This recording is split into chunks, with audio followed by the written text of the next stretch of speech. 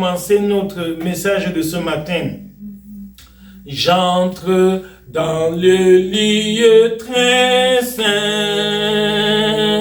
J'entre par le sang de l'agneau. J'entre pour t'adorer toi seul. J'entre pour honorer Jésus.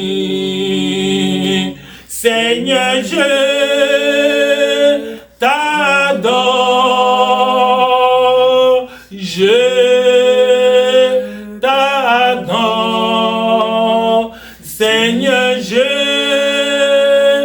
t'adore. Je t'adore. Car ton nom est très saint. Saint, saint, Seigneur. Car ton nom est saint, saint. Ton nom est saint, saint, Seigneur. Car ton nom est saint, saint, saint, saint, Seigneur. Dieu de grâce et Dieu de merveille, nous te louons, nous te bénissons, nous te disons infiniment merci, car la vie est un don de Dieu. Il n'y a aucun de nous qui peut dire qu'il est vivant ce matin parce qu'il a été très fort, parce qu'il a été très sage, parce qu'il a été très intelligent, ou parce qu'il a pris beaucoup de précautions. Non, Seigneur, c'est par ta grâce que nous jouissons de la vie. C'est par tes bontés que chacun de nous respire encore ce matin. Voilà pourquoi humblement nous venons devant toi pour te remercier, car il y a des personnes plus intelligentes que nous qui ont succombé. Il y a des gens plus diplômés, plus instruits. Il y a des gens plus riches, Seigneur, qui sont déjà dans la tombe. Mais à nous, tu as accordé ce privilège exceptionnel d'être encore compté parmi les vivants. À toi la gloire, à toi le règne, à toi l'autorité, la domination. Nous joignons nos voix à celles des anges, de 24 vieillards et de 4 êtres vivants pour dire Saint, Saint, Saint est le nom de l'Éternel, parce que la terre entière est remplie de ta gloire. Seigneur, nous savons que c'est à dessein que tu nous as amenés ici ce matin. Ce n'est pas pour rien que tu nous as rassemblés en ce lieu. C'est parce que tu as une grâce particulière que tu veux donner à chacun d'entre nous. Oh Dieu, j'implore ta grâce, manifeste ta puissance, que personne d'entre nous ne rentre d'ici comme il est venu. Au nom de Jésus, que personne d'entre nous ne rentre avec ses problèmes, que personne ne rentre avec ses maladies, que personne ne rentre avec ses soucis, que personne ne rentre avec, Seigneur, ses fardeaux. Nous prions que le Saint-Esprit descende au milieu de nous, au nom de Jésus, et que par la grâce de Dieu, chacun de nous soit libéré, chacun de nous soit affranchi, chacun de nous soit guéri, chacun de nous soit épanoui, que chacun de nous, Seigneur, soit restauré. Au nom de Jésus, Seigneur, tu es présent. Nous voici à tes pieds. Nous disposons à recevoir de toi. Parle-nous, Seigneur. Éclaire-nous. Délivre-nous de l'ignorance et accorde-nous la grâce de connaître, de comprendre ta volonté. Au nom de ton Fils Jésus-Christ. Amen. Amen. Alléluia. Amen. Bien-aimés frères et sœurs, nous sommes heureux d'être encore rassemblés ce matin. Et le Seigneur ne fait rien pour rien. Alléluia. Amen. Si Dieu nous a réunis aujourd'hui, c'est parce que Dieu a une grâce particulière qu'il veut nous donner. Alléluia. Amen. Le thème de notre méditation, c'est la consécration. La consécration. Beaucoup d'enfants de Dieu se posent des questions. Il y a des frères et sœurs qui viennent à l'église dimanche après dimanche, mais rien ne change. Leur vie est la même. Les mêmes train-train quotidiens, des problèmes. Beaucoup se demandent, mais est-ce que la Bible est même vraie? Parce qu'on nous dit dans la Bible que Dieu va nous transformer, Dieu va nous bénir, mais depuis qu'on vient là, on ne voit rien. Ah oui, c'est parce que tu n'es pas consacré à Dieu. Alléluia. Tu peux venir à Dieu pendant 100 ans et tu n'obtiens rien du Seigneur parce que tu n'es pas un chrétien consacré. Toi, tu viens juste comme pour faire une formalité. Pour toi, venir à l'église dimanche, c'est juste comme une habitude. C'est déjà dans tes habitudes, c'est comme ça. Tu es différent d'une personne consacrée. Qu'est-ce que la consécration? La consécration, c'est l'action de dédier quelque chose à Dieu. Consacrer quelque chose à Dieu, ça veut dire qu'on a donné ça à Dieu pour toujours, de manière définitive et irrévocable. C'est ça la consécration. Pour ce qui est de nos vies, quand un chrétien dit « j'ai donné ma vie à Jésus », ça veut dire que ma vie ne m'appartient plus. Comprenez bien. Parce que beaucoup d'entre nous prétendent qu'ils ont donné leur vie à Jésus, mais durant toute la semaine, ils font tout ce qu'ils veulent sans tenir compte de Jésus. Ils vont là où ils veulent, ils disent ce qu'ils veulent, ils prennent des décisions. Jésus, il n'y a rien de Jésus dans leur vie. Et ce n'est que verbalement qu'ils continuent à déclarer que j'ai donné ma vie à Jésus. Non, c'est une erreur. Un homme qui a consacré sa vie à Dieu, une femme qui a vraiment donné sa vie à Jésus, ça veut dire que désormais, le volant de ma vie est entre les mains de Jésus. Ce n'est plus moi qui dirige ma vie, c'est Jésus qui doit m'orienter, c'est Jésus qui doit me guider, c'est Jésus qui doit me donner les instructions à suivre et je dois obéir. C'est ça la consécration. Quand un chrétien est consacré à Dieu, tout change dans sa vie. Même l'entourage remarque que l'homme ce n'est plus ce qu'il était. Pourquoi? Parce que avant, il était désordonné, il était indiscipliné, il était tellement dans beaucoup de mauvaises choses, mais il a complètement changé. Donc, l'apôtre Paul résume ça très bien dans Galates, chapitre 2, verset 20. L'apôtre Paul dit « J'ai été crucifié avec Christ. Et si je vis, ce n'est plus moi qui vis, c'est Christ qui vit en moi. » Alléluia. Amen. Donc, quand quelqu'un est consacré à Dieu, il ne fait plus sa propre volonté, il fait la volonté de Dieu. Quand quelqu'un est consacré à Dieu, toute sa vie est maintenant sous la direction du Seigneur. Alléluia. Amen. Nous allons lire la parole de Dieu dans le livre de Romains. Le frère Elvis va nous lire la parole de Dieu dans le livre de Romains, chapitre 12. Romains, chapitre 12, à partir du premier verset jusqu'au deuxième verset. Romains, chapitre 12, du verset 1 au verset 2. Romains, le livre de Paul aux Romains, chapitre 12, du verset 1 au verset 2. Romains, chapitre 12, du verset 1 au verset 2. Je vous exhorte donc, frères, par les compassions de Dieu, à offrir vos corps comme un sacrifice vivant, saint, agréable à Dieu, ce qui serait de votre part un culte raisonnable. Alléluia. Amen, amen, amen. Voilà la consécration, mes bien-aimés. La Bible dit, je vous exhorte, frères, à offrir votre vie à Dieu comme un sacrifice agréable. Quand quelqu'un a offert sa vie à Dieu, ça veut dire que c'est Dieu qui tient maintenant les commandes. Prenons l'exemple du corps humain. Si j'ai offert ma vie à Dieu, ma bouche ne peut plus dire n'importe quoi parce que ma bouche est consacrée. Une bouche consacrée ne peut plus insulter quelqu'un. Une bouche consacrée ne peut plus dire des mensonges. Une bouche consacrée ne peut plus se moquer de son prochain. Non. C'est pour ça que nos voisins, nos amis, nos camarades de classe, ils s'étonnent que, mais comment toi tu ne fais pas comme tous les autres élèves? Toi, tu ne fais pas comme les autres collègues de service, mais c'est normal. Mes yeux sont consacrés à Dieu. Donc mes yeux ne peuvent plus voir n'importe quoi. Je ne peux plus permettre à mes yeux de lire les romans pornographiques. Non. Mes yeux ne peuvent plus se mettre à voir des films, des mauvais films, des séries qui ne rendent pas gloire à Dieu. Parce que mes yeux sont consacrés. Je ne peux plus permettre à mes yeux de regarder n'importe quelle scène. C'est ça. Mes oreilles sont consacrées à Dieu. Par conséquent, mes oreilles, si je ne peux plus laisser qu'on vienne me raconter des calomnies, ça on vient parler mal de quelqu'un, est-ce que tu sais que l'oncle ici a fait ça, la tante ici, oh le monsieur là, la dame là, etc. J'ai dit non, pardon, excusez-moi, j'ai pas le temps pour ce genre de conversation là. Mes oreilles ici ne doivent plus entendre les choses pareilles. Voilà une oreille consacrée. Maintenant, mes pieds sont consacrés. Alléluia. Amen. Mes pieds sont consacrés. Par conséquent, je ne peux plus aller dans les boîtes de nuit. Ah oui, parce que mes pieds ne m'appartiennent plus. Ce sont les pieds de Jésus. Si Jésus vivait aujourd'hui, en 2024, est-ce que Jésus accepterait d'aller dans une boîte de nuit? Non, en aucun jour. Par conséquent, comme c'est Jésus qui vit en moi, je ne peux plus aller dans des lieux de tentation, les lieux de souillure, les lieux où les gens s'en vont commettre la débauche. Je ne peux plus parce que mes yeux sont consacrés. Mes mains sont consacrées à Dieu. Alléluia. Amen. Voilà pourquoi je ne peux plus bagarrer. Avant, je luttais à l'école. On luttait avec les camarades et quand on se donnait des coups de poing. Aujourd'hui, je ne peux plus donner un coup de poing à quelqu'un parce que mes mains sont déjà consacrées à Dieu. Alléluia. Amen. Mais mon amour, mes affections sont consacrées à Dieu. C'est ça.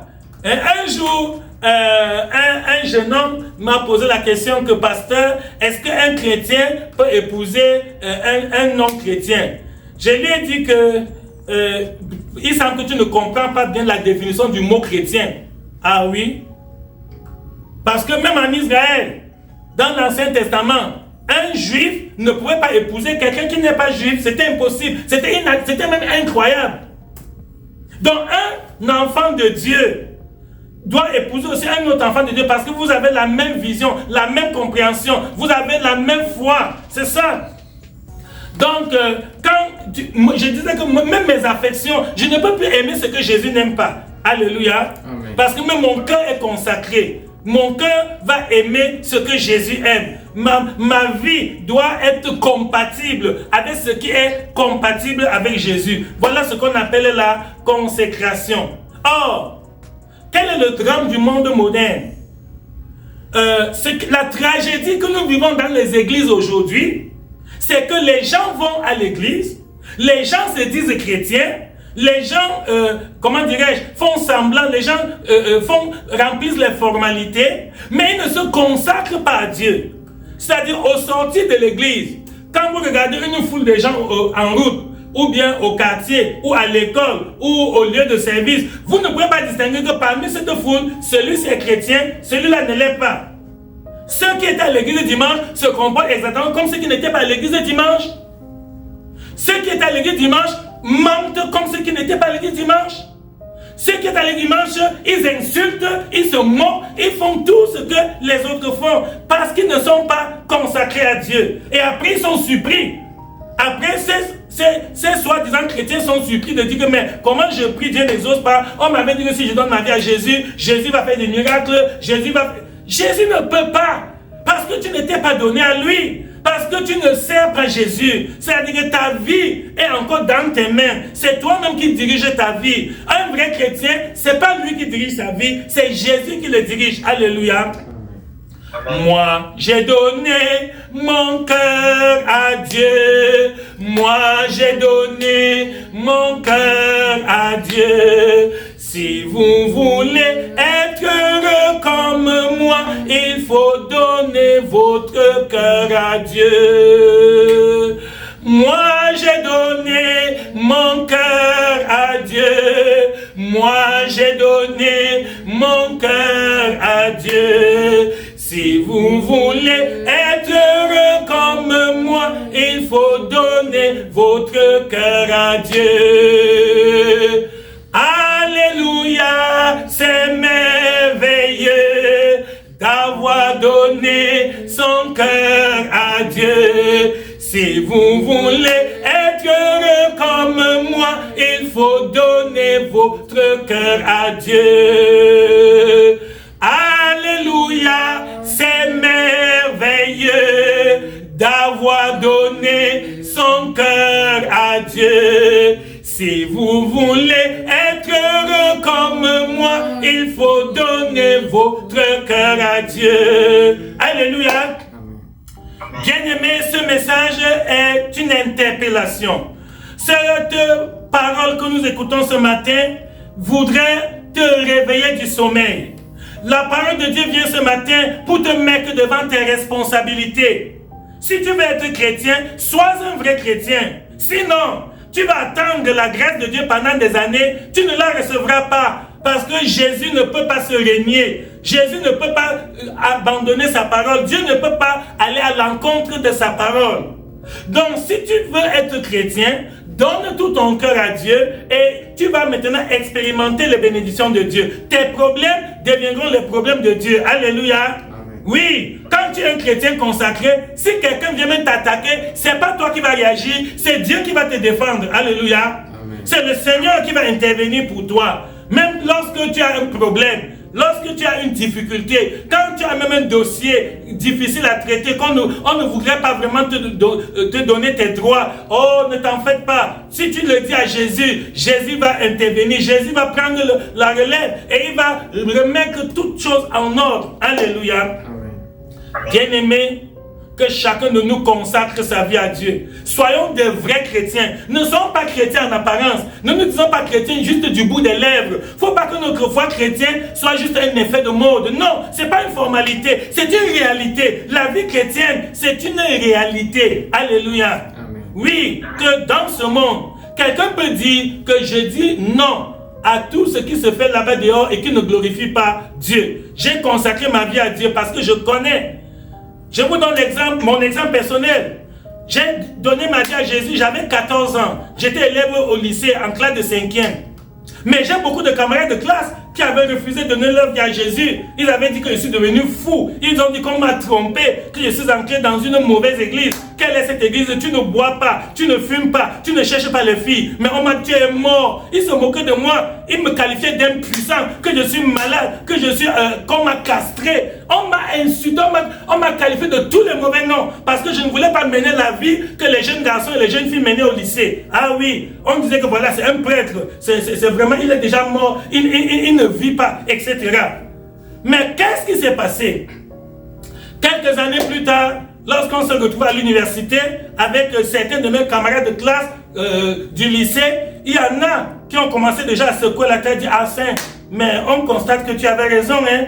Ah oui, parce que quand on compare ta vie à la nôtre, il y a beaucoup de maladies vénériennes, les maladies sexuellement transmissibles, dont nous souffrons. Toi, tu n'as jamais eu ça. On a des dégâts, on a des problèmes, on a des échecs, on a des déboires, des déceptions. Ah oui, voilà comment ça se fait. Quand tu n'es pas consacré à Dieu, Satan va te manipuler, Satan va te tromper, tu vas gaspiller ta liberté, tu vas détruire ta santé, tu vas compromettre ton avenir, croyant jouer la vie. Dans ta naïveté, toi tu penses que tu es moderne, tu n'es pas un villageois comme les Hassans, tu es à la mode, tu veux suivre. Nous vivons une génération où les gens imitent les choses sans même réfléchir.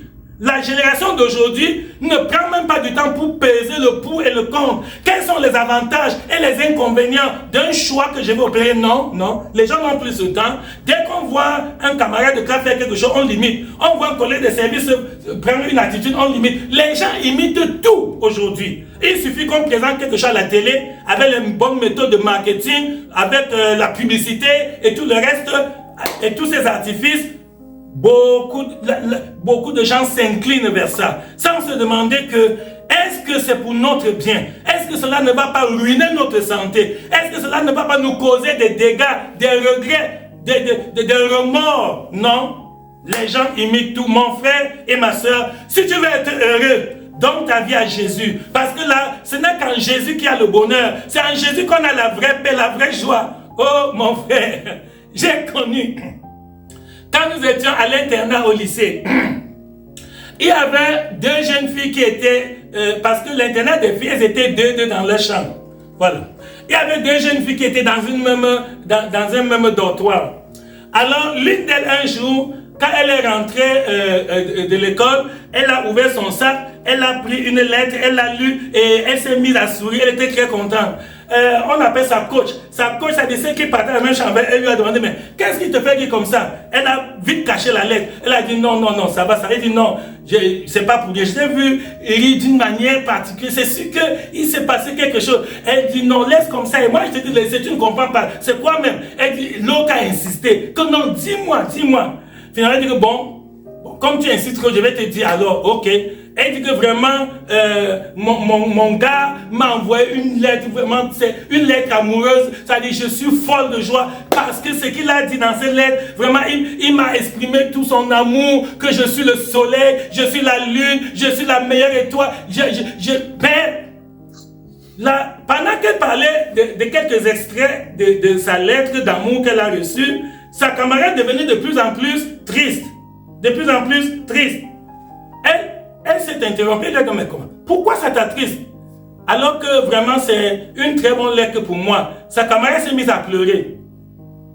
elle était désemparée, elle dit, je ne comprends plus. Moi, je ne voulais même pas te lire le contenu de ma lettre, c'est toi qui as insisté. L'autre s'est levée, elle est allée dans son sac à main, elle a ouvert, elle a aussi apporté une lettre. Et elle lui a dit, regarde, c'était exactement la même lettre que le même garçon a écrit à 2 filles différentes. C'est-à-dire il a juste changé le nom de la première fille avec le nom de la deuxième, et il a envoyé. Donc les 2 filles avaient le même amant sans connaître. C'est-à-dire le gars tenait le même discours trompeur, le même discours flatteur. Il y a un adage qui dit que tout flatteur vit au départ de celui qui l'écoute. Alors le gars avait donné la même lettre à 2 filles. Les 2 filles ne savaient pas que le gars sortait avec l'une et il sortait avec l'autre.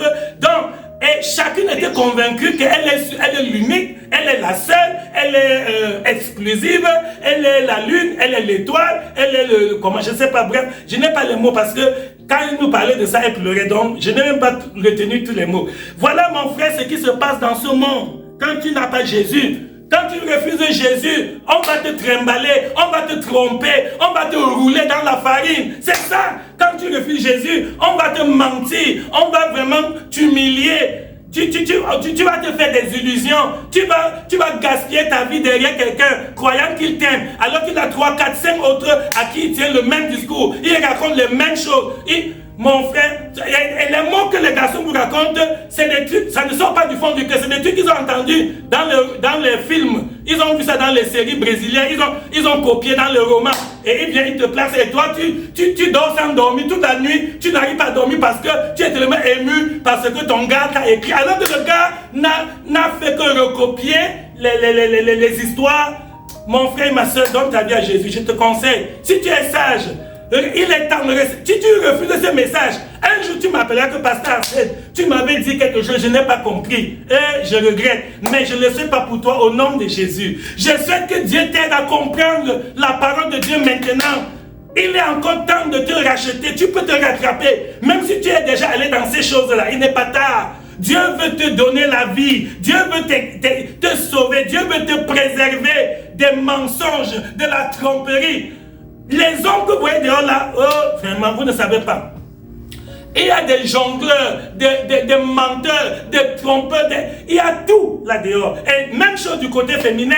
Ah oui, il y a des femmes qui traitent avec 2, 3 hommes et elle sait comment les gérer. Elle sait seulement arranger son agenda, qu'avec tel c'est lundi, l'autre c'est mardi, l'autre c'est... Voilà comment le monde est. Mais en Jésus, il y a le vrai amour. Alléluia. En Jésus-Christ, il y a l'amour exclusif. Quand un homme aime sa femme dans le Seigneur Jésus, c'est sincère, c'est profond, c'est réel, c'est authentique. Et ils peuvent donc mener une bonne vie. Ils peuvent être heureux. Ils peuvent expérimenter la vraie joie. Mais hors de Jésus, quand l'un sort par la porte de devant, l'autre sort par la fenêtre. Et après, quand chacun a fait ce qu'il a fait dehors, on se retrouve, chacun essuie sa bouche, il fait semblant, comme s'il n'a été nulle part, comme s'il n'a rien fait. Chacun, l'hypocrisie. Nous vivons dans un monde hypocrite, un monde plein de mensonges, de tromperies. Ne te laisse pas rouler, mon frère, ma soeur. Ne sois pas victime de ce système pervers, cette génération corrompue. Jésus t'appelle à te donner à lui. Donne ta vie à Jésus, consacre ta vie au Seigneur. Et tu vas voir la vraie paix, la vraie joie. Tu vas voir beaucoup de maladies dont les gens souffrent là dehors. Tu ne sauras même pas que ça existe. Ah oui, pour toi, tu vas entendre parler de ça à la télé quand tu vois le journal. Mais toi-même, la grâce de Dieu va te blinder. Tu seras immunisé contre beaucoup de maladies par la grâce de Dieu. Tu vas être invulnérable, intouchable par beaucoup de virus. Parce que ces virus-là, ces gènes pathogènes sont contractés dans la souillure, dans la débauche, dans la vie d'adultère, de fornication et d'impudicité. Voilà mon frère et ma soeur, que le Seigneur te préserve, que la grâce de Dieu te couvre pour que jamais tu n'expérimentes ces mauvaises choses-là. Alléluia. Amen. C'est ça la consécration. Ne sers pas Dieu avec négligence. Ne sers pas Dieu avec réserve. Ne donne pas ta vie à Dieu à moitié, non. Donne-toi totalement. Si tu veux savoir que Dieu est bon. Parce qu'il y a des frères qui me demandent que pasteur, Est-ce que vraiment la Bible est vraie? Pourquoi tel miracle, Dieu ne fait pas ça dans ma vie? Pourquoi telle chose que je lis dans la Bible, je ne vois pas ça? C'est parce que tu n'étais pas encore donné totalement à Dieu. Il y a des frères qui sont dans l'église, un pied dedans, un pied dehors. C'est comme ça. Hein? Ça veut dire que quand tu es au milieu des païens, tu te fais païen. Quand tu es parmi les chrétiens, tu te fais chrétien. Les chrétiens caméléons ne peuvent jamais avoir la grâce de Dieu. Alléluia. Amen. Il faut que je vous dise la vérité. Les chrétiens caméléons, les chrétiens qui changent de couleur, ils s'adaptent à la couleur du milieu. Là où il est, si on fait le mensonge, il est aussi là. Si c'est peut-être la débauche, il est là. Si c'est les injures, les moqueries, il est là. Non. Un frère chrétien doit garder son identité chrétienne partout. Que ce soit au travail, en famille, au quartier, à l'école, tu dois montrer ton identité chrétienne. Il faut que les gens sachent que tu es différent. N'aie pas honte d'être différent des autres. Aujourd'hui, les gens aiment le conformisme. Chacun voudrait qu'on dise que non, il est comme nous. Non, non, non, non, non, non. Un vrai enfant de Dieu ne fait pas le conformisme. Un vrai enfant de Dieu garde son identité chrétienne partout où il est. Et même si cela va lui valoir de moquerie, ça dit qu'on va lui attribuer des noms et tout le reste, ça ne fait rien. Si Dieu est pour nous, qui est contre nous? Alléluia. Amen. Donc, donne ta vie à Jésus. Et le Seigneur va te bénir. Et Dieu va t'accorder sa grâce. Et Dieu va te visiter. Et c'est toi-même qui vas rendre témoignage des merveilles que Dieu va opérer dans ta vie. Donc tu n'es pas ici par hasard. Tu n'es pas ici par coïncidence. C'est le Seigneur qui t'a amené ici parce que Dieu a vu ta souffrance. Dieu a vu les questions que tu te poses dans la tête. Tu n'as même jamais dit ça au pasteur. Mais c'est le Saint-Esprit qui inspire le pasteur pour que le pasteur aborde tes préoccupations sans que tu les lui aies dit. Oui, c'est l'Esprit de Dieu qui fait que ce message vient pour aborder les sujets d'interrogation que tu as au fond de toi-même. Donc si tu es sage, le moment c'est très très favorable. Donne toute ta vie à Jésus. Comme j'ai dit, quand quelqu'un est consacré, même son temps est consacré à Dieu. Alléluia. Amen. Je n'ai plus le temps pour certaines choses. Je n'ai plus le temps pour certaines choses parce que mon temps est consacré à Dieu. C'est ça. Si vous m'invitez pour aller faire les coutumes, les traditions, pour aller faire l'idolâtrie et beaucoup d'autres choses, je ne peux pas accepter d'y aller parce que mon temps appartient au Seigneur. Exactement. Même mon argent. Alléluia. Mon argent est consacré. L'argent d'un chrétien, je ne peux plus gaspiller mon argent sur les choses inutiles. Je ne peux plus gaspiller mon argent sur des choses qui ne rendent pas gloire à Dieu. C'est ça. Mon argent doit être utilisé avec à bon escient, c'est-à-dire avec des choses qui vont contribuer à démontrer la gloire de Dieu dans notre génération. C'est ça la consécration. Mon frère et ma soeur, ce jour est un très bon jour pour toi. Cesse de servir Dieu avec négligence. Donne ta vie à Dieu sans réserve, de manière totale. Et c'est dans les petites choses qu'on connaît si quelqu'un est chrétien ou pas. Alléluia. Amen. C'est dans des petites choses comme ça, des petits actes quotidiens. C'est là que le Seigneur va éprouver ta fidélité. C'est là où Dieu va te tester pour savoir si tu es vraiment son enfant ou pas. Ah oui, vous voyez par exemple, lorsque tu es dans un problème, tu as commis une erreur et on te pose la question. Au lieu de reconnaître humblement que c'est moi, tu assumes que c'est moi, j'ai commis cette faute, je demande pardon. Tu préfères mentir pour essayer de te sortir. C'est pas bon. Un enfant de Dieu ne ment pas. Quel que soit, même si on va me punir, je préfère dire la vérité, on me punit. Je subis la sanction et je suis sauvé et j'ai une bonne relation avec Dieu. Mais toi qui mens pour couvrir tes fautes, pour dissimuler ta culpabilité, devant les hommes, le problème paraît résolu, mais devant Dieu, le problème demeure intact. Rien n'a changé. Tu as gâté ta relation, tu as compromis ta relation avec Dieu. Voilà pourquoi mon frère, un vrai chrétien doit être consacré, il doit être fidèle dans les petites choses. Quelle que soit vraiment la situation dans laquelle je me trouve, je vais faire la volonté de Dieu. Dans Matthieu 25, Matthieu chapitre 25, verset 21, le Seigneur Jésus dit: bon et fidèle serviteur, tu as été fidèle en peu de choses, voici je vais te confier beaucoup. Donc quand tu es fidèle dans les petites choses, Dieu va te donner de grandes choses. Alléluia. Amen. Ceci s'applique même sur le plan matériel. Lorsque matériellement Dieu t'a béni et que maintenant tu viens aussi rendre gloire à Dieu, tu viens remercier le Seigneur, lui exprimer ta gratitude. en lui donnant tes offrandes, en lui donnant tes dîmes et tes semences, le Seigneur va encore t'ouvrir les écluses des cieux. Dieu va te bénir, le Seigneur va faire fructifier tes activités et tu vas expérimenter l'abondance financière. Mais lorsque tu es le genre de personne, je me rappelle quand nous étions encore tout petits, nos mamans allaient au marché et en rentrant du marché, elles nous achetaient souvent les beignets. Et dès qu'on voyait la maman venir de l'eau, on courait, on partait l'embrasser parce qu'on avait la joie de voir maman revenir à la maison, mais aussi parce qu'on savait que, comme elle rentre comme ça du marché, certainement elle nous a gardé quelque chose de provisions dans son sac. Alors qu'est-ce que nos mamans faisaient? Elle rentrait à la maison, elle ouvre son sac, elle prend le paquet de beignets, elle le partage aux enfants.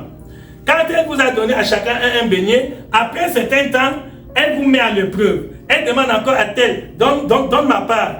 Et il y avait des enfants, comment dirais-je, égoïstes, oui, qui refusaient. Il dit non, il se met même à pleurer. Il dit non. Et il cache son beignet. Maman dit ok. Elle dit donne-moi.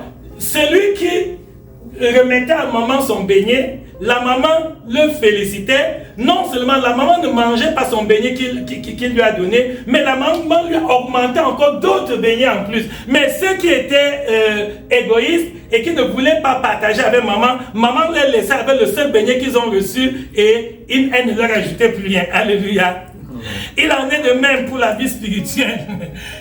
C'est une image de ce qui se passe dans notre relation avec Dieu. Quand le Seigneur te bénit, et tu viens dire merci au Seigneur en payant tes dîmes, en payant tes offrandes et tes semences, Dieu va encore te bénir davantage. Mais si Dieu te bénit et ce que tu as reçu, tu prends ça, tu l'utilises de manière égoïste, tu ne penses pas à l'œuvre de Dieu, tu ne penses même pas à dire merci au Seigneur. Oh, tu vas commencer à expérimenter la sécheresse financière. Tu vas commencer à avoir des difficultés, des problèmes même inattendus. Ah oui? Parfois, tu as de l'argent en poche, mais après, tu cherches ce que tu en as fait. Tu ne vois pas pourquoi. Parce qu'il y a eu des problèmes, des incidents, des imprévus qui t'ont amené à tout dépenser. Alors que quand tu es un homme consacré, Dieu empêche que certains problèmes n'arrivent dans ta vie. Même certaines sources de dépenses, Dieu ferme tout ça.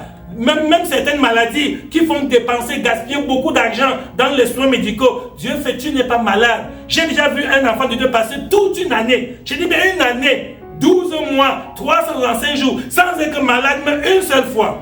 Alors que la même année, il y a d'autres chrétiens qui ont été malades 2, 3, 4, 5, 10 fois. Ils ne peuvent même pas se souvenir de combien ils ont dépensé, ils ont gaspillé dans les soins médicaux de part et d'autre. Voilà le mystère de la vie, mes frères et sœurs. La vie, c'est Dieu qui nous a donné la vie. Par conséquent, c'est Dieu qui est mieux placé pour nous dire comment nous pouvons gérer cette vie qu'il nous a donnée. C'est de la prétention, c'est de l'orgueil.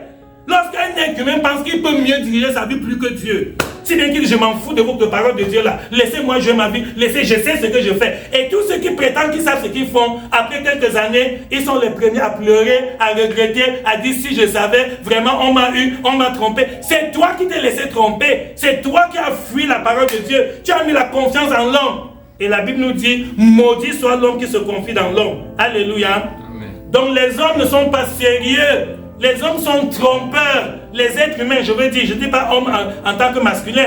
Être humain, c'est-à-dire homme comme femme. Oui, ils ne sont pas dignes de confiance. C'est Dieu seul qui est digne de confiance. Alléluia. Amen. Et quand tu as donc affaire à quelqu'un qui a consacré sa vie à Dieu, tu peux aussi avoir confiance en lui. Parce qu'il ne peut plus te mentir, il ne peut plus te tromper, il ne peut plus voler, il ne peut plus calomnier, il ne peut plus insulter. Voilà, bien-aimés frères et sœurs, comment si tu veux aller loin dans la vie, accepte Jésus, donne ta vie au Seigneur. Si tu veux réaliser de grandes choses dans ce monde, si tu veux vivre heureux, voici l'occasion favorable t'est donnée. Que tu peux choisir une bonne orientation pour ta vie. Mais si toi-même, tu t'engages dans ce qui se passe là dehors, tu te mets à suivre la mode, tu suis le train de vie ordinaire des hommes, les mêmes causes vont produire les mêmes effets. Beaucoup ont cru qu'ils peuvent faire exception, que moi je peux faire tout ça, je peux mener la vie mondaine et après ça ne fait rien. Et après quelques temps, ils ont été les premiers à regretter. Alléluia. Dans 2 Chroniques, chapitre 29, verset 11.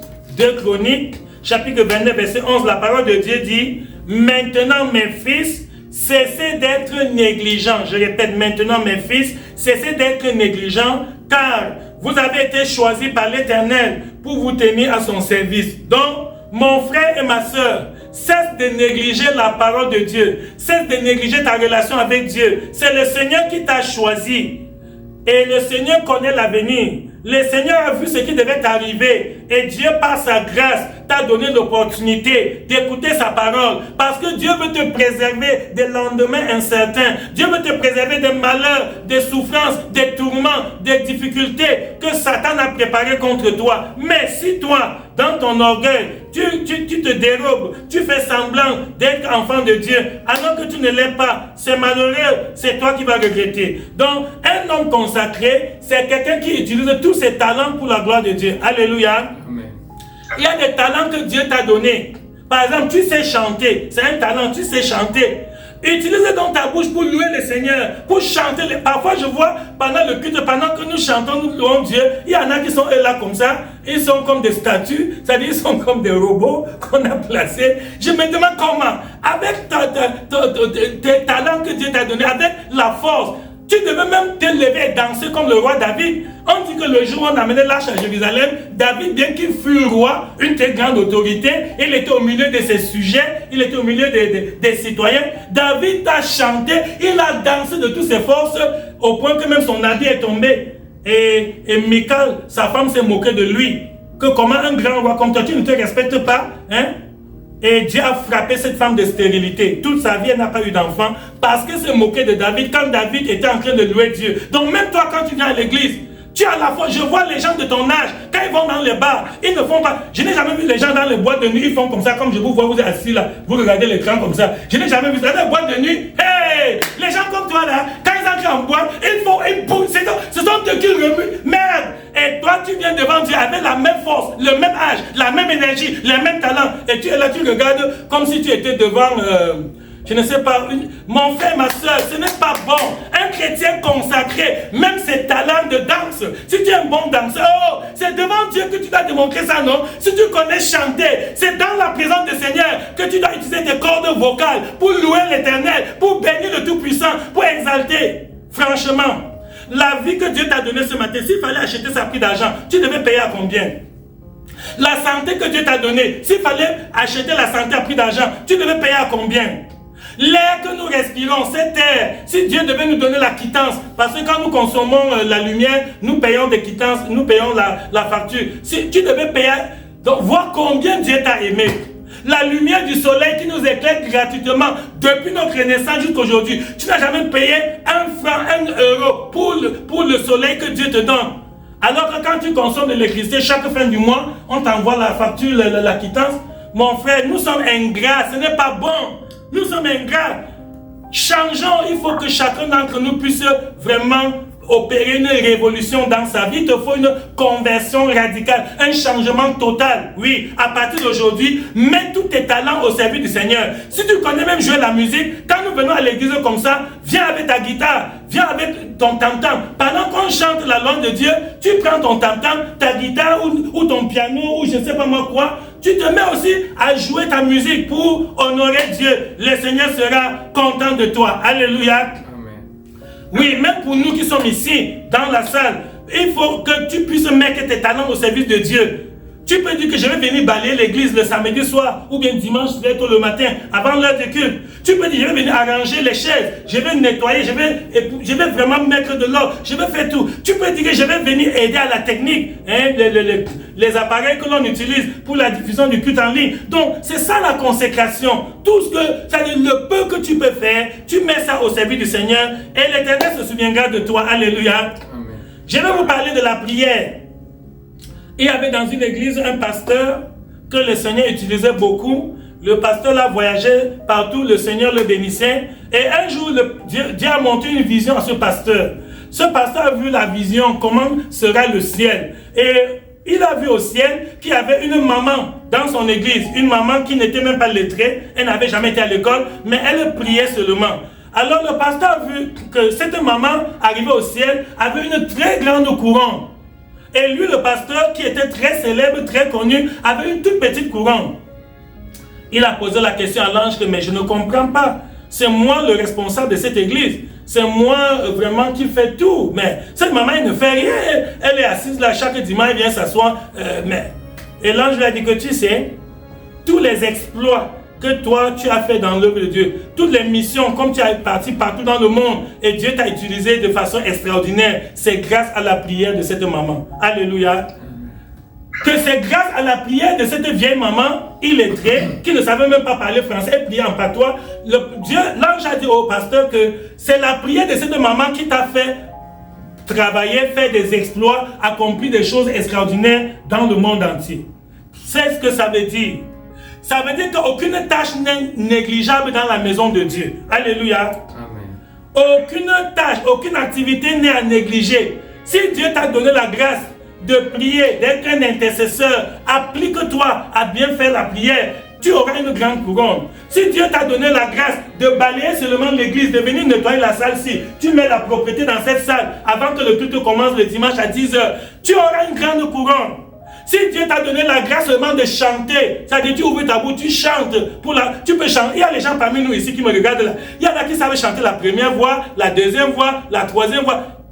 Mets ces talents au service du Seigneur, qu'il y ait de l'harmonie dans nos louanges, qu'il y ait vraiment qu'est-ce que je voudrais dire, qu'il y a une louange sophistiquée, une louange plus élaborée. Voilà, le Seigneur sera content de toi, il va te bénir. Si tu connais jouer un instrument, si tu peux même la lecture de la parole, je n'aimerais pas que c'est le frère Elvis qui lise la parole tous les dimanches, c'est pas normal. Les autres ne savent pas aussi lire. Pourquoi toi aussi tu ne peux pas dire, pasteur, j'aimerais que dimanche prochain, c'est moi qui fasse la lecture de la parole. Et Dieu sera content. Et ce sera la bénédiction que le Seigneur va te donner. Donc, cessez de croiser les bras dans l'église. Dieu ne vous a pas amené pour que vous croisez les bras. Non, non. Dieu ne veut pas des spectateurs dans l'église. Dieu veut que chaque chrétien soit actif. Chacun doit donner de sa part le meilleur de lui-même. Tu dois apporter une certaine contribution au progrès de l'œuvre de Dieu. Alléluia. Amen. Bien-aimé, il faut que tu te poses la question que depuis que tu viens dans cette église, qu'est-ce qui a changé grâce à toi?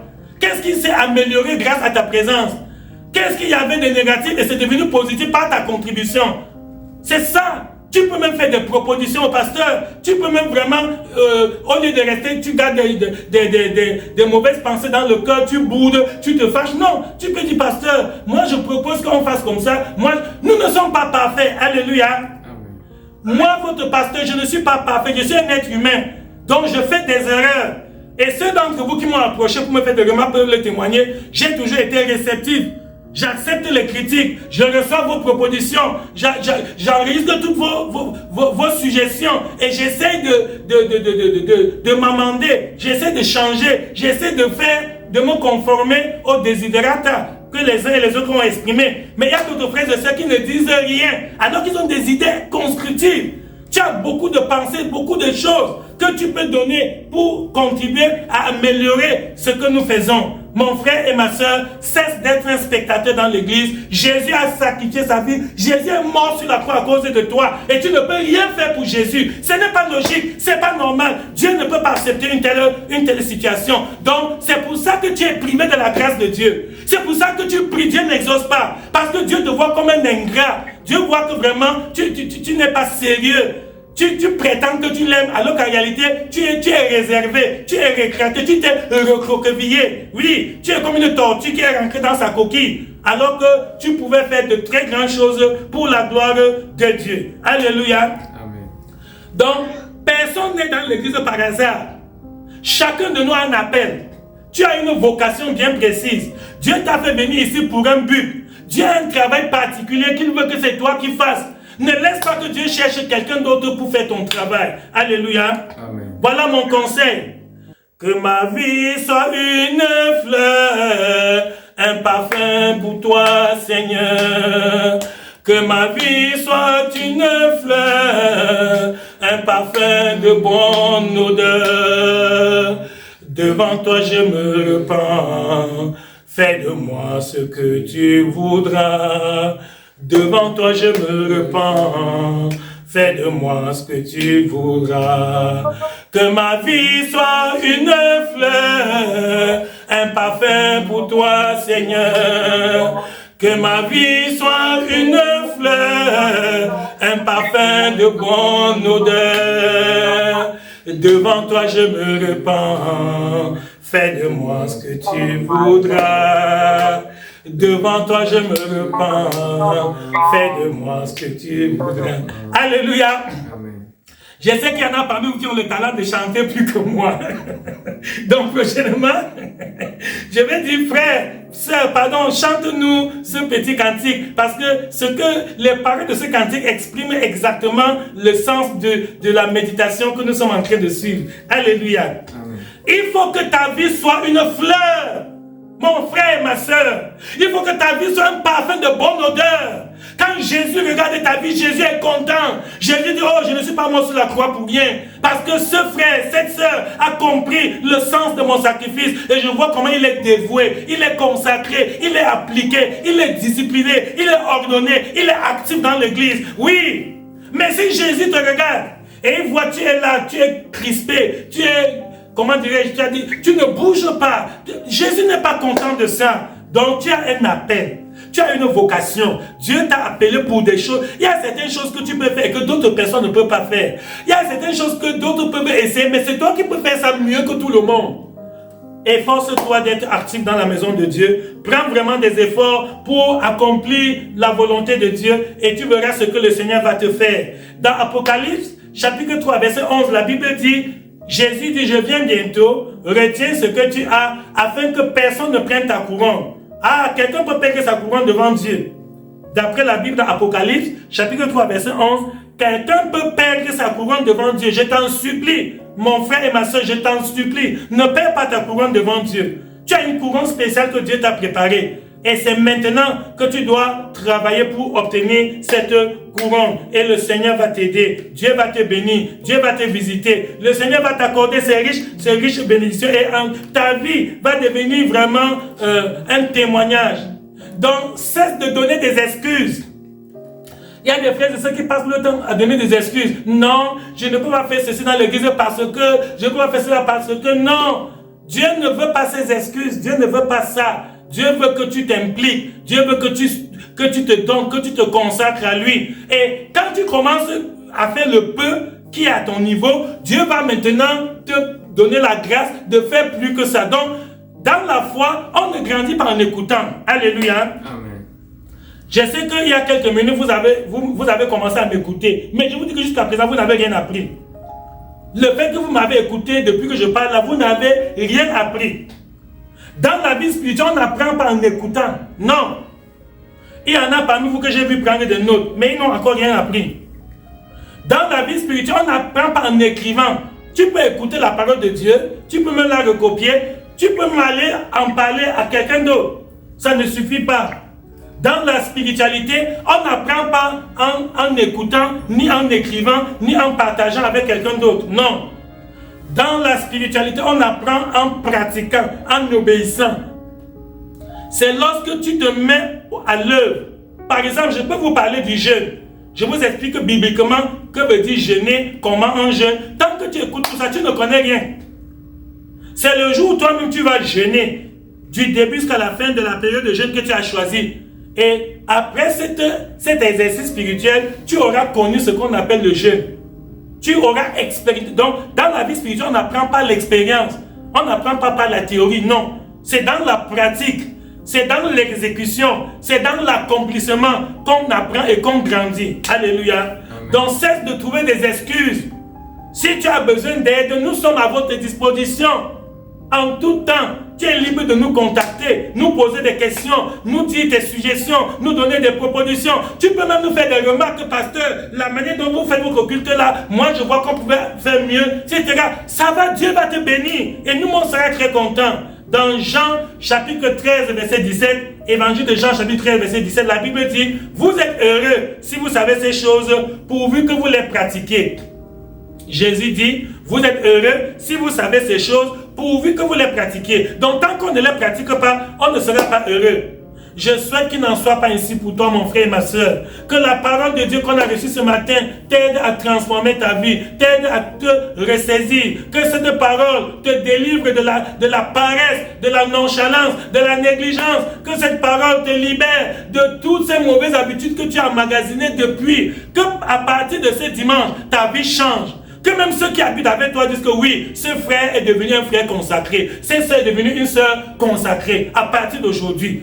Que les gens, que même tes collègues de service disent que non, cet homme n'est plus le même. Cette femme n'est plus la même parce que sa vie a changé. Oui, s'il y a ce changement, tu verras comment le Seigneur va opérer des miracles dans ta vie. Tout ce que tu attendais, l'Éternel va te visiter et c'est toi qui rendras témoignage. Que la grâce de Dieu nous visite par cette parole. Que la bénédiction de Dieu se répande dans ta vie par cette parole. Que la grâce de ce message te transforme. Que ça suscite en toi une prise de conscience. Que ça suscite en toi un changement radical. Qu'à partir d'aujourd'hui, ta vie devienne vraiment une fleur. Nous avons chanté que ma vie soit une fleur, un parfum de bonne odeur devant Dieu et devant les hommes. Au nom de Jésus, nous avons prié. Amen. Amen. Maintenant, nous allons prier pour clôturer notre message. Et après cela, je vais laisser la parole au modérateur. Jésus est ma vie toujours. Jésus est ma vie toujours. Je ne peux pas négliger mon sauveur, ni l'oublier car il est toute ma vie. Jésus est ma vie toujours. Jésus est ma vie toujours. Je ne peux pas négliger mon sauveur, ni l'oublier car il est toute ma vie. Jésus est ma vie toujours. Jésus est ma vie toujours. Je ne peux pas négliger mon sauveur, ni l'oublier car il est toute ma vie. Seigneur, nous te disons merci. Merci pour le culte de ce matin.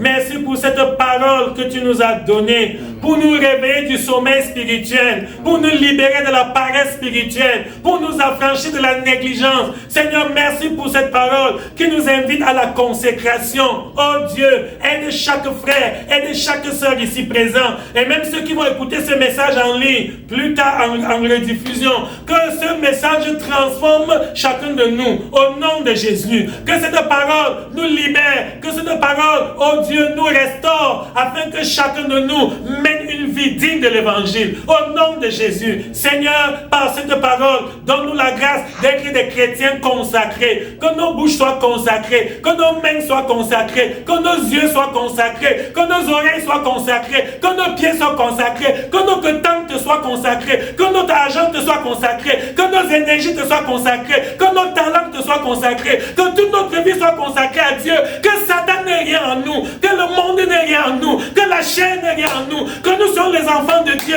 à 100%, 24 heures sur 24, 7 jours sur 7, au nom de Jésus. Seigneur, nous voulons mener une vie digne de l'évangile, nous voulons être le modèle dans notre génération, nous voulons être, Seigneur, le prototype de ce qu'on appelle le chrétien. Seigneur, que par nous, les gens sachent qu'il est bon d'appartenir à Jésus. Maître Saint et Dieu véritable, que la grâce de cette parole, Seigneur, fasse de nous de nouvelles créatures. Tu as dit que si quelqu'un est en Christ, il est une nouvelle créature. Les choses anciennes sont passées, voici toutes choses sont devenues nouvelles. Seigneur, renouvelle notre vie par cette parole, transforme-nous et que la grâce de ce message, mon frère et ma soeur, puisse te visiter, que Dieu te visite par cette parole, que ta vie ne soit plus la même, que rien ne soit plus comme avant, que ton existence soit complètement transformée au nom de Jésus, que la grâce de Dieu s'accompagne, que la grâce de Dieu soit ton partage, que la bénédiction de Dieu soit avec toi, que le Saint-Esprit descende sur toi, que l'Esprit de Dieu vienne habiter en toi, que l'Esprit de Dieu vienne te guider, que le Saint-Esprit vienne t'orienter, que le Saint-Esprit vienne te préserver des souillures du monde, des passions de la chair,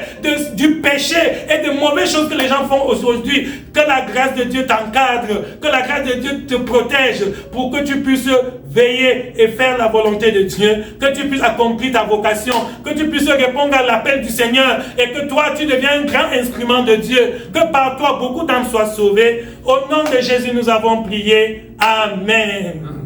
Amen. La vision évangélique, ô Seigneur, est remède à tous nos maux.